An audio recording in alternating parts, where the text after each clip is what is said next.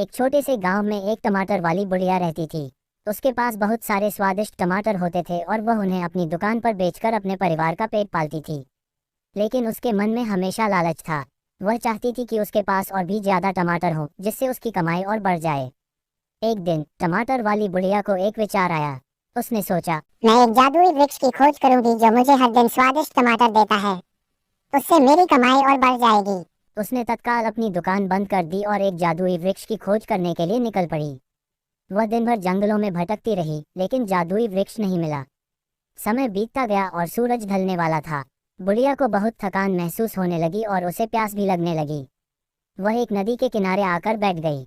नदी के पानी के पास बैठते ही उसे एक बड़ा सा टमाटर दिखाई दिया।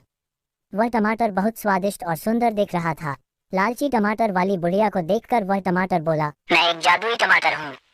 मुझसे कोई चीज भी मांगो और मैं तुम्हें उसे मिला दूंगा।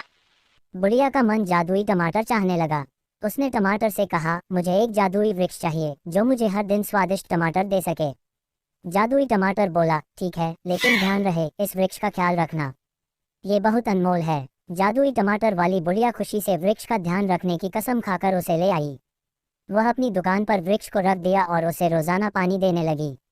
समय बीतता गया और वृक्ष को देखते देखते वह अचानक बदलने लगा।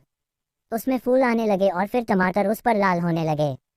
लालची टमाटर वाली बुढ़िया को खुशी का अंदाज नहीं हुआ। वह अचानक बिल्कुल खुश नहीं थी। उसके मन में आए सभी खुशियों के बीच उसे टमाटर का भाव पहले से कम लगने लगा।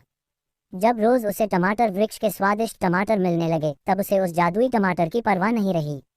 वह अब खुश नहीं थी, क्योंकि उसके अधिकार में होने वाली टमाटर की वृद्धि से उसका लाभ हो रहा था, लेकिन वह उस जादुई टमाटर के लालच से खो चुकी थी। ये कहानी हमें ये सिखाती है कि लालच हमेशा अच्छा नहीं होता है। हमें अपनी कीमती चीज़ों का ख्याल रखना चाहिए और ध्यान रखना चाहिए कि लालची होने से हमें कभी भी अच्छा नहीं होता।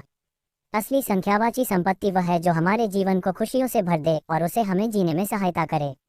लालची होकर हम अपनी खुशियों को खो देते हैं और असली खुशी खो देते हैं।